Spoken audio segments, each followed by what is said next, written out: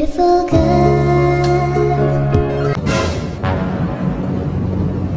Grabe, single mom daw si ma'am. Sa isang sulat mo ay nabihag ako para maliwanag. Paparaan yan ka na naman. Ito lang mga katropa, may umaga bubiyahe tayo. Dahil sobrang traffic, bigyan natin ng discount si ma'am. Tinanong na natin kung saan siya bababa. Dito daw sa may market.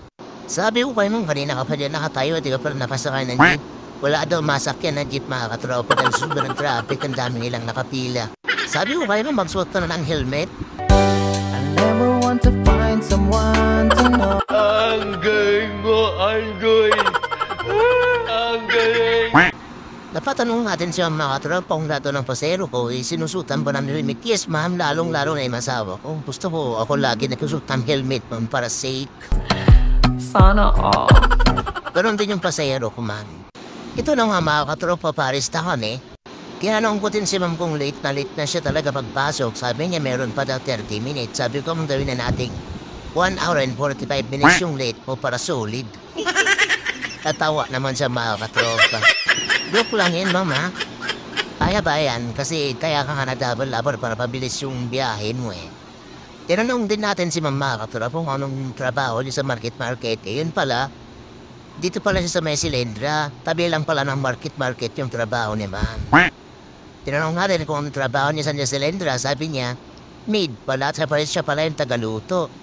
Sabi ko hindi madaling ka pala magluto. Yung mga amo daw ni mami, mga Indiano. Tapos sabi ko kay ma'am, masipag ka pala kasi ang mga ganyan trabaho yan ng mga masisipag. Hindi totoo yan. Bola lang yan. Magluto. At tinanong ko din si mama katropa kung meron na siyang asawa. Yun pala, ay single mom pala si ma'am. Sabi ko, tamang-tama yung mga hinahanap ko, yung mga single mom kasi alam kong magaling sila sa lahat eh. 3,000 na. Ma'am, galing mo pala dyan ah. Hindi ko alam ah. Iba ako eh. Joke lang yun na mama. Di ba galing ka pala magluto? Sabi ko sa kanya, ay oo kuya, magaling daw siya mamluto mga katropa. Nasa 23 pala yung edad ni ma'am. Meron na siyang boyfriend sa ngayon. Sabi ko, swerte naman ang boyfriend mo, ma'am. Sana all. Kasi sa daling kong magluto, nasa'yo na lahat, madanda na. Hindi totoo yan. Bola lang yan. Ano pang hahanapin nila? Baka pang magloko pa sila. Sabi ko, pag nagloko sila, mga baliw na sila, ma'am. Sabi ko sa kanya. Meron na palang isang anak si ma'am sa ngayon. Tapos, tinanong din natin, anong reason ba't sila naghiwalay ng dati niya masawa? Sabi niya, about daw sa budget. Sabi ko, lahat naman ng tao, problema budget eh. Pero narapat ko usapan naman yan. Kasi yung time na yun, mga katropa, wala daw siyang trabaho. Kaya medyo siguro na-stress din yung dati niyang asawa. Pero, yun naman talaga ang trabaho ng lalaki, mga tropa. Pag nag-asawa, kailangan kumayod ka. Kasi mahirap kang pamilyang binubuhay. Sabi niya, yung asawa niya daw dati kakaiba. Magaling naman daw siya kumayod mga katropa, lalo sa gabi. Sabi ko, iba nga yung hilig ng asawa mo. Mahilig kumayod. Kaso sa ibang paraan, hindi sa pamumuhay. Natawa naman si mga katropa sa biro ko na yun. Isa ngayon daw, tinanong natin yung boyfriend niya kung seryoso pa talaga siya. Sabi niya, seryoso naman. Tanggap naman daw yung nafaraan ni ma'am. Binihiraw ko kasi mga katropa kung paano ang pagkabalikan ka ng dati mong asawa. Never na daw siya makipagbalikan mga katropa sa dati niyang asawa kasi sumakit daw yung ulo niya. Tinanong din natin mga katropa kung anong status ng boyfriend niya ngayon sa relasyon nila. Sabi niya masipag din naman daw yun. Lalo sa gabi, dubli kayod. Maganda yan ma'am, kasi yan talaga yung nararapat sa lalaki. Pag gusto na mag-asawa, kailangan dubli kayod sa lahat, hindi lang sa gabi. Bisaya pala si mama katropa, kaya pag nagalit pala, kinakain talagang may kasamang tadyak pala pag nagalit sila. Pero yung mga Bisaya pag nagalit talagang todo eh. Kaya baka hirap mga katropa pag Bisaya, ay joke lang, Bisaya pala yung asawa ko. So yun na nga mga katropa. Sa wakas malapit na kami, nandito na kami sa may market.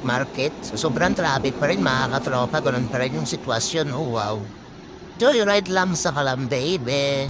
Alam niyo mga katropang napansin doon ngayon sa mga nagmumotor, karamihan, riders, online, yung hanap buhay nila, yung mga movie, parang nito si tropa. Angkas, joyride. Alam niyo kasi mga katropa, ang motor sa isa sa pinakamabilis na transportasyon dito sa Metro Manila, lalo na sa mga dinideliver ng pagkain, documents, di ba?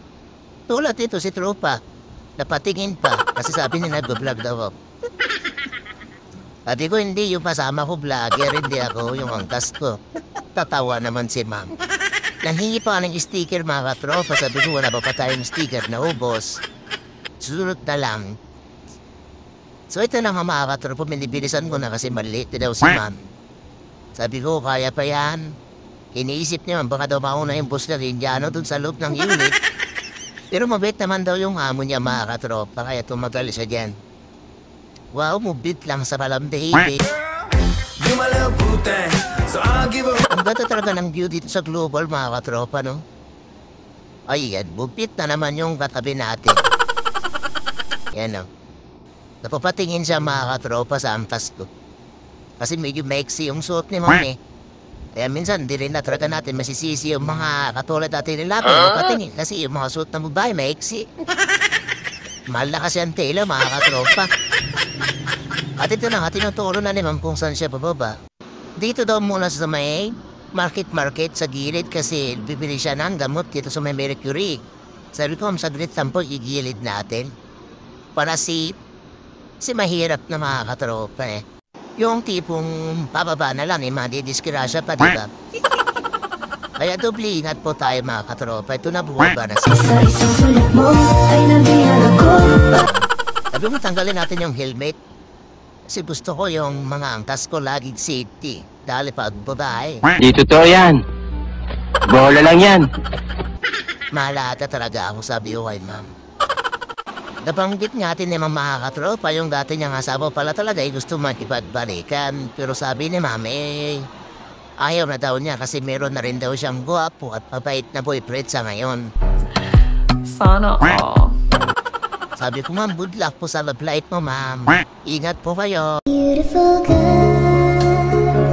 God bless. Talaga naman napakasolid yung biyahe namin ni ma'am. Kasi una sa lahat, napakadaldal at sinir niya yung love life at kwentong buhay niya. So yun lang mga katropa.